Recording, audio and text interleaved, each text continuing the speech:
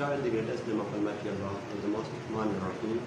Hello everyone, myself Shehzad Ali, and today we are here to perform an experiment which is assigned by Professor Dr. Sir Alabad Nachiwal.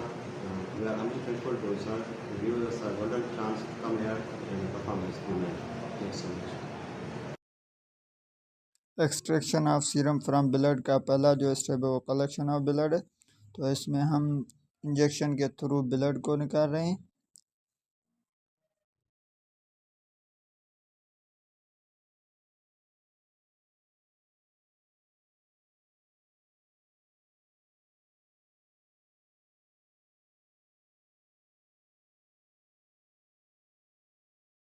ठीक है, तो हमने blood निकाली है और उसको हमने एक ट्यूब में रखा है। अब हम इसको थोड़ी देर के रखेंगे ताकि ये ब्लड क्लॉट हो जाए। सो आप देख सकते हैं कि ब्लड क्लॉट हो चुकी है। अब हम इसे क्या करेंगे, सेंट्रीफ्यूज करेंगे, सेंट्रीफ्यूज मशीन में डालेंगे। अच्छा, हमने क्या किया है, ब्लड 2 ट्यूब में लिए, वो इसलिए ताकि जब हम इसे सेंट्रीफ्यूज मशीन में डालें तो वहाँ पर बैलेंस मेंटेन हो। अगर हम एक ट्यूब लेते तो सेंट्रीफ्यूज मशीन भी ख़राब हो सकती थी और सैंपल सही नहीं आ सकता था।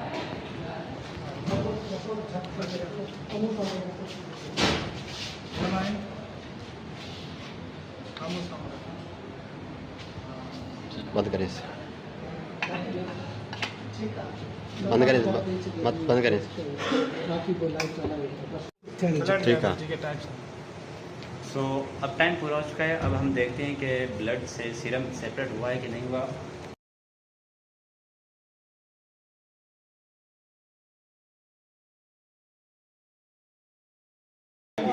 सो ये देख सकते हैं आप कि ये सीरम है जो इस आरबीसी से, इन ब्लड सेल से सेपरेट हो चुका है। Bismillahirrahmanirrahim. My name is Dr. Qurban Ali Fambro from District Sangar. I am thankful of Sir Alabad Nachiwal who gave us an assignment on separation of serum from blood. So let's come to our topic, introduction of serum. Serum is a liquid portion of blood that remains after clotting pattern. It is used in diagnostic and research. Unlike the plasma, serum lacks clotting factor. Serum क्या होता है? Serum एक, जब blood clot हो जाता है उसके बाद एक लिक्विड होती है जो हमारी यूज़ होती है किसी भी रिसर्च के लिए या किसी भी बायोकेमिकल्स जो है उसको क्वांटिटी वगैरह मेजर करने के लिए, और इसमें कोई भी एनी भी क्लॉटिंग पैटर्न नहीं होता। उसके बाद हम रिक्वायरमेंट्स की बात करें तो वो जो है यूज़ होते हैं, हमें कैसे जो है सीरम जो है कलेक्ट करने के, सेपरेशन करने के लिए यूज़ होते हैं। Like blood collection tube. Blood collection tube है जो 2 तरह के होते हैं, एक red top blood collection tube, दूसरा जो है yellow top blood collection tube. इसमें कोई भी एंटी कोagulant नहीं होना चाहिए क्योंकि एंटी कोagulant जो है वो प्रिवेंट करता है यानी ब्लड क्लॉटिंग से। हमें तो ब्लड क्लॉट ही करना है। उसके बाद हमें सिरिंज और वैक्यूटेनर जो है इंस्ट्रूमेंट यूज़ होता है। सिरिंज से क्या करते हैं, जो किसी भी एनिमल्स की बॉडी है वहाँ से हम ब्लड को इंजेक्ट करने के लिए इस्तेमाल होता है। उसके बाद है हमारे पास पिपिट या स्टोरेज व्हील्स। ये यूज़ होता है किसी भी लिक्विड को या सीरम को एक ट्यूब से दूसरे ट्यूब में ट्रांसफ़र करने के लिए। सीरम से वो सेपरेट करने के लिए इसमें सेंट्रीफ्यूगल फोर्स जो है यूज़ होता है। इसमें जो है डेंसिटी के बेस पे जो है सेल्स जो है वो सिट डाउन। सीरम्स, हम स्टेप्स ऑफ सीरम्स पढ़ेंगे। कलेक्शन ऑफ ब्लड सैंपल लेंगे। पहले स्टेप में क्या होता है, कलेक्शन ऑफ ब्लड होता है। Dye blood using a syringe vacutainers. हम ब्लड जब लेते हैं सिरिंज या वेकोटिनर्स इस्तेमाल करते हैं। यूज होता है इसमें रेड और येलो टॉप ट्यूब होता है विदाउट एंटीकोगुलेंट्स।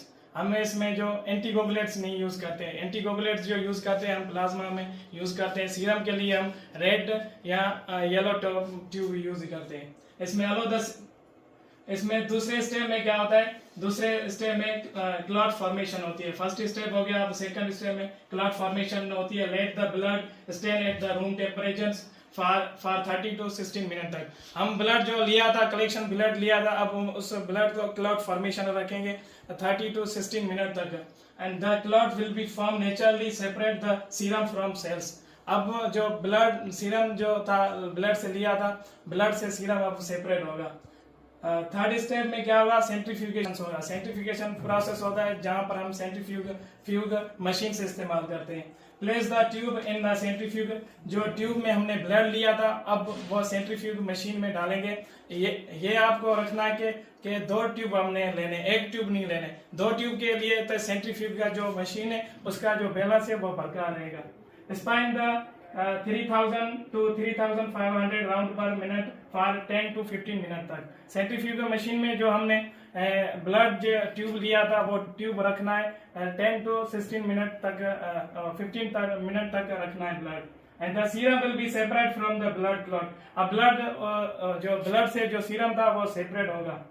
अब फोर्थ स्टेप में क्या होगा, सेपरेशन होगी सीरम की। Carefully transfers the clear serums to the sterile while using the pit। उसमें क्या अब होगा, ट्रांसफर करेंगे हम सीरम को। जो पिट जो होता है वो होता है इंस्ट्रूमेंट होता है जो ब्लड सीरम को हम सेपरेट करते हैं ब्लड से। Avoid the disturbing the clot और सेलुलर लेयर्स। ये होगा सेपरेशन। प्रिकॉशंस क्या होती है, सम प्रिकॉशंस होती है इसकी सीरम की। यूज क्लीन के लिए हम यूज करते हैं, स्टेरिल के इक्विपमेंट्स में यूज करते हैं। Don't shake the blood sample accessory and ensure the proper centrifugations and time and speed up. अब इसके सम एप्लीकेशंस होती है सीरम की। हम सीरम को यूज करते हैं बायोकेमिकल्स में यूज करते हैं, इम्यूनोलॉजिकल सिस्टम में यूज करते हैं हम इसको। बायोलॉजिकल बायोकेमिकल जी प्रोसेस होते हैं ह्यूमन में या एनिमल्स में, या लिपिड हो गया, प्रोटीन हो गया, या हार्मोन्स हो गए, या हमारे जो बायोकेमिकल्स एंजाइम्स हो गई, वहां पर भी हमें इसे यूज करते हैं। Help in disease